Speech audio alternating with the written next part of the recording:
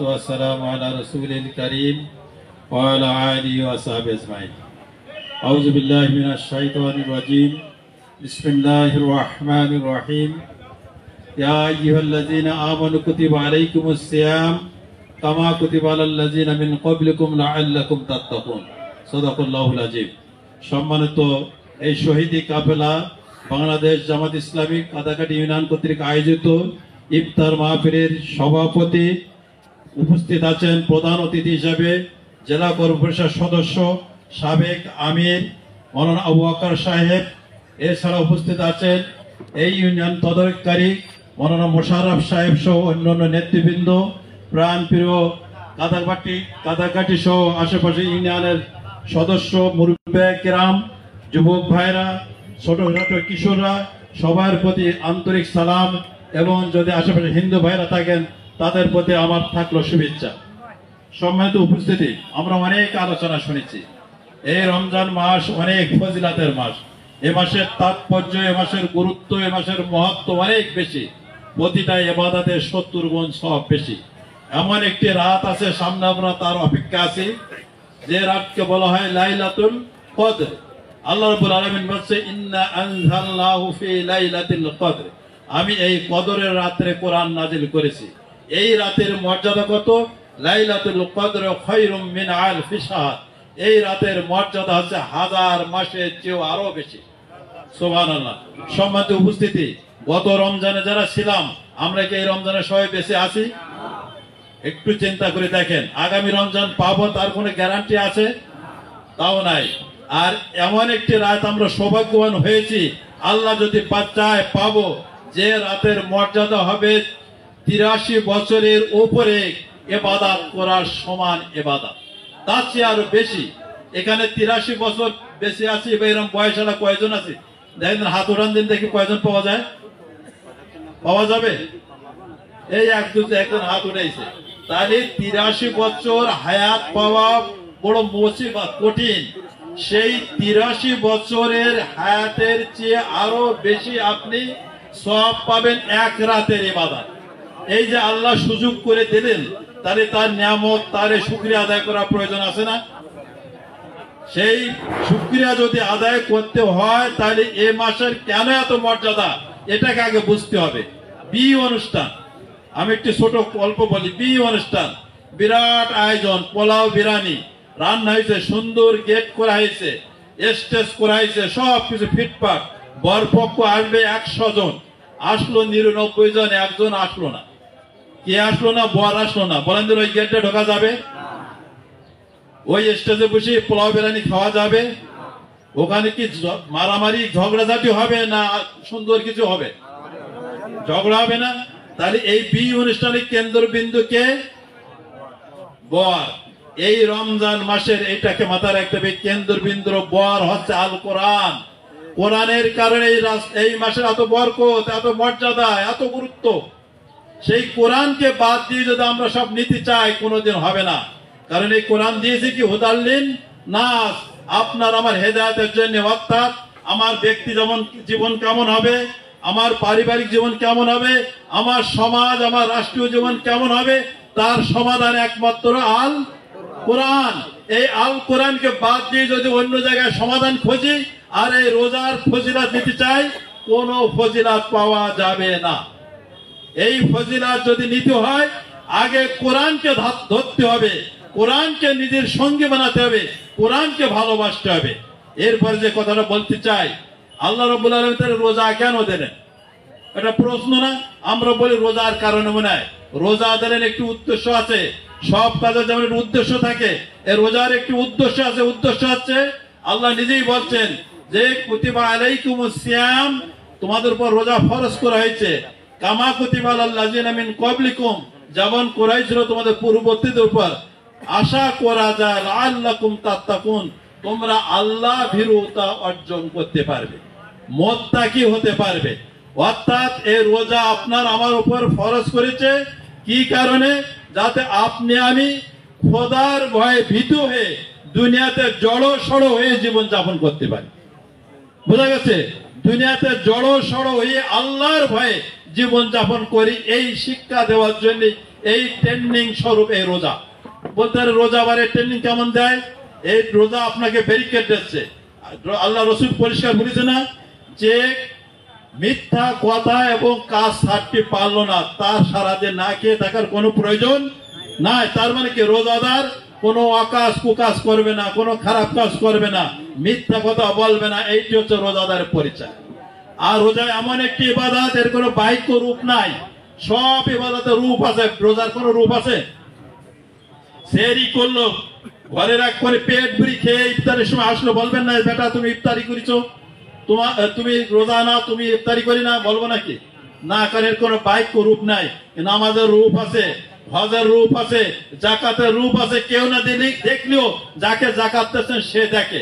তাহলে এই ইবাদতটা শুধু আল্লাহর জন্য, আসমিলি, এটা শুধু আমার জন্য, আমি নিজে হাতে এর পুরস্কার দেব। তাহলে রোজাটা হবে শুধু আল্লাহর জন্য।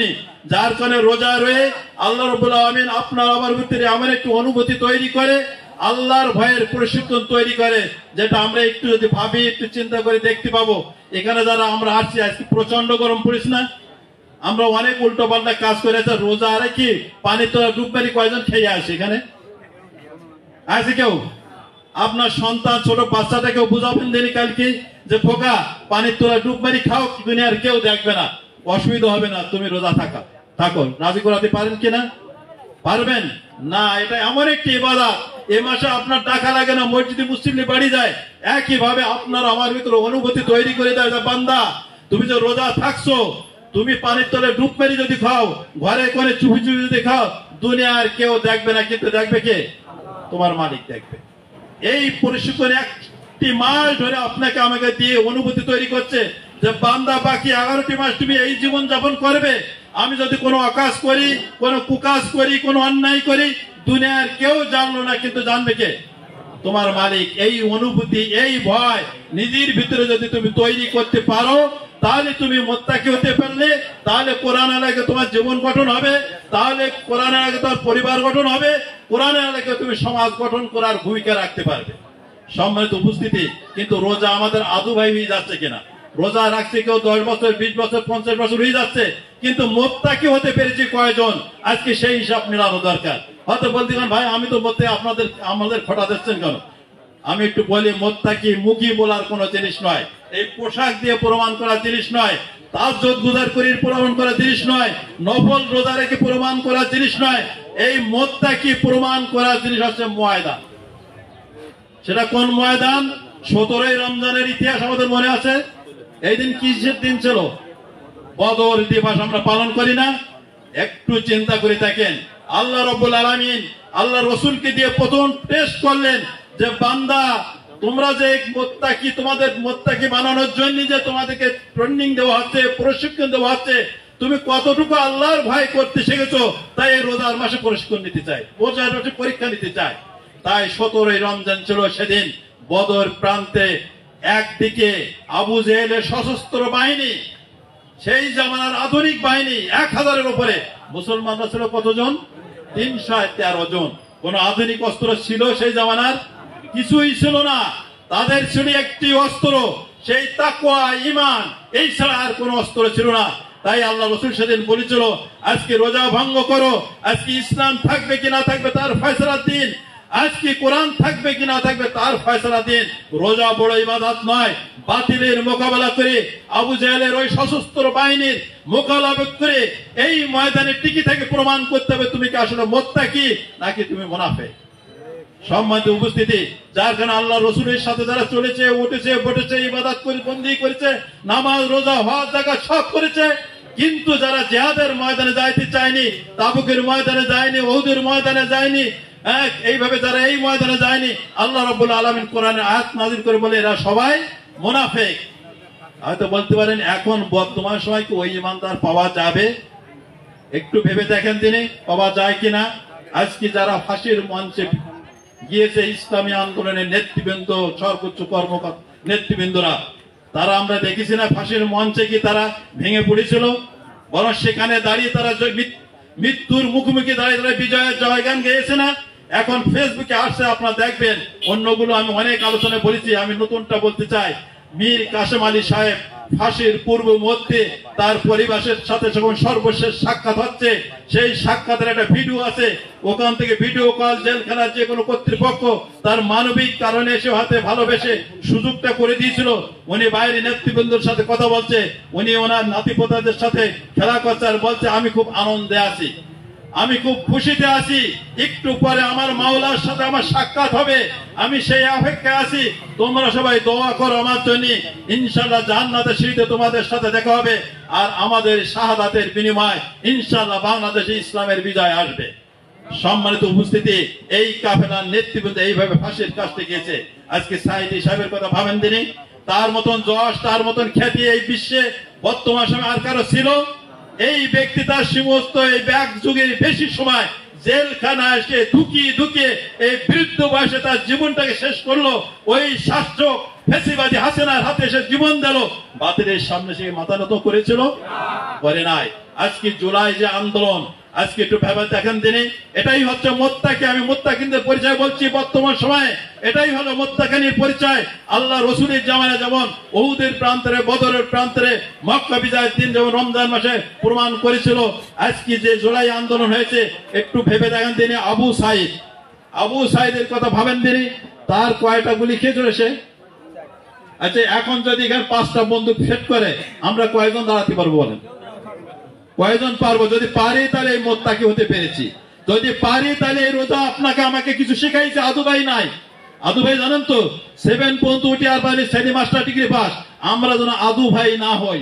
এখানে যদি বন্দুক তাক করার পর আমরা বলতে পারি আমরা জীবন দেব, আবু সাইদের মতন গুলি কয়টা মারবে সব ধারণ করবে বুকে, কিন্তু পিছ পা হবো না, পিঠি কোনো গুলি লাগবে না, তাহলে মনে করেন আপনি মোত্তাকি। কারণ তখন বোঝা যায় আপনি আল্লাহকে ছাড়া কাউ পরোয়া করে না, আল্লাহকে ছাড়া কাউকে ভয় করেন না। আজকে আবু সাইদ কিন্তু সেই প্রমাণ রাখতে পেরেছেন বিধায় আজকের এই জুলাই আন্দোলন এত দ্রুত গতি পেয়েছিল। তার এই জীবন দেওয়ার পর 4টি গুলি যখন সে বুক পেতে ধারণ করলো, আপনি ভাবেন, একটু নিজেকে প্রশ্ন করেন, একটি গুলি খাওয়ার পরে কে আবার বুক পেতে দিতে পারে? সে বাঁচার জন্য দৌড়াতে পারে না, সে ডাক্তারের কাছে যাওয়ার জন্য ছটফট করতে পারতো না, কিন্তু তা না করে সে আবার বুক পেতে দিল, আবার গুলি করলো, আবার বুক পেতে দিল, আবার গুলি করলো, কিন্তু সে কোনোদিন ডাক্তারের কাছে যাওয়ার চেষ্টা করে নাই। এই আন্দোলনে এইভাবে মুগ্ধ, ইয়ামিন, ফয়সাল, অন্যান্য যারাই জীবন দিয়েছে, কেউ বাতিলের সামনে মাথা নত করে নাই। কিন্তু আল্লাহ কিভাবে বিজয় দিল? একটি মাত্র কারণ, যারা বলে রব্বুনা আল্লাহ সুম্মা ইসতাকামু তাতানাজ্জালু আলাইহিমুল মালাইকাতু, যারা আল্লাহকে রব হিসেবে মেনে নেয়, তারপর দৃঢ়ভাবে থাকে, ওই মোত্তাকির গুণাবলী নিয়ে আল্লাহকে ছাড়া কাউকে পরোয়া করে না, আল্লাহ ফেরেশতা দিয়ে তাদের সাহায্য করে।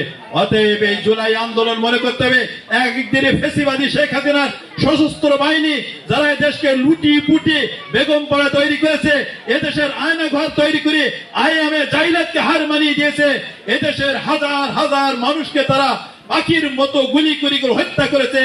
যে এই দেশ ছেড়ে পালিয়ে গিয়েছে, যে পালিয়ে যায় চোর, বদমাইশ, হত্যাকারী, লুণ্ঠনকারীরা, কোনো ভালো মানুষ কোনোদিন পলাতে পারে না। সেই হাসিনাকে পলাতে যে বাধ্য করেছে সশস্ত্র বাহিনী থাকার পরেও নিরস্ত্র ছাত্র জনতা, তাদের একটি ঈমান ছিল, একটি শক্তি ছিল, তাদের ভিতরে তাকওয়া, তারা একমাত্র আল্লাহকে ভয় করেছিল। সেদিন তারা বাহিনী বলছিল গুলি করি মরে, কিন্তু জায়গা খালি হয় না। আপনি আমি যদি আজকে সেই মোত্তাকির অনুসারী হতে পারি, যারা আজকে আমাদেরকে উন্মুক্ত ময়দান করে দিল, তাদের এই আমানত যদি রক্ষা করতে চাই, আজকে এই ময়দানে মনে করতে হবে আবু সাইদের রেখে যাওয়া দায়িত্ব আপনার আমার কাঁধে বর্তাইছে। এই জমিন, বাংলাদেশের এই জমিন, এই আশাশুনির জমিন অনেক রক্তে রঞ্জিত হয়েছে। এই জমিন আর ফেসিবাদী আর কোন ফেসিবাদের হাতে আমরা ছেড়ে দিতে চাই না। কারণ এই যদি ছেড়ে দেয়, সেদিন আল্লাহর কাছে আপনাকে আমাকে জবাবদিহি করতে হবে। তারাই ওই যারা শহীদ হয়েছে, তারাই আপনাকে আমাকে ফাঁসির আসামির কাজটা হাজির করাবে, বলবে রব্বুল আলামিন আমরা জীবন দিয়েছিলাম, আমরা এই জীবন দিয়ে এই পরিবেশ করে দিয়েছিলাম, তাদের বাক স্বাধীনতা, মানুষের ঘরে ঘরে কোরআনের কথা পৌঁছে দেওয়ার সুন্দর পরিবেশ করে দিয়েছিলাম, কিন্তু তোমার এই বান্দারা সেই দায়িত্ব পালন করে নাই। তোমার এই জমিনে আমরা রক্ত দিয়ে রঞ্জিত করে আসছিলাম, কিন্তু এই শহীদ ময়দানকে তারা গড়ার জন্য ভূমিকা রাখে নাই। সেদিন কিন্তু আটকে যেতে হবে। এই জন্য আসুন, 90% মুসলমানের দেশ, কোন মানুষের রচিত বিধান দিয়ে দেশে শান্তি আসতে পারে না। 71 সালে দেশ স্বাধীন হওয়ার পরে বহু সরকারের হাত বদল হয়েছে, মানুষের ভাগ্যের কোনো পরিবর্তন হয় নাই। এদেশের মানুষের ভাগ্য যদি পরিবর্তন করতে হয় একমাত্র আল্লাহর দেওয়া কোরআনের আইন ছাড়া আর কোনো কিছু দিয়ে সম্ভব নয়। এই জন্য আসুন সব দল দেখা শেষ, বাকি আছে শুধু কোরআনের বাংলাদেশ। এই জন্য 90% মুসলমানের দেশ এই বাংলাদেশের সকল মুসলমানরা আমরা ঐক্যবদ্ধ হয়ে একটি আওয়াজ তুলতে চাই। এই মুগ্ধ, এই আবু সাঈদের রক্তে রঞ্জিত এই দেশ, এই কোরআনের পাখি আল্লামা দেলোয়ার হোসেন সাঈদীর শহীদের এই ময়দানকে আমরা আর কোন বাতিলের হাতে ছেড়ে দিতে চাই না, আর কোন দুর্নীতিবাজদের হাতে ছেড়ে দিতে চাই না, আর কোন ফেসিবাদদের হাতে ছেড়ে দিতে চাই না। যদি কেউ ওই রূপ নিয়ে আবার আসে তাদেরকে আবু সাঈদের মতো তাদেরকে রুখে দিতে চায়, কোন বাতিলকে দাঁড়াতে দিতে চায় না। আসুন সেই শপথ নিয়ে আজকের এই ইফতার মাহফিল থেকে সেই তাকওয়ার আকাঙ্ক্ষা নিয়ে আমরা সামনে এগিয়ে যাই। আল্লাহ রাব্বুল আলামিন আপনাকে আমাকে সেই তৌফিক দান করুন, আমিন। আসসালামু আলাইকুম ওয়া রাহমাতুল্লাহি ওয়া বারাকাতুহু। আলহামদুলিল্লাহ, খুব চমৎকার আলোচনা করলেন সম্মানিত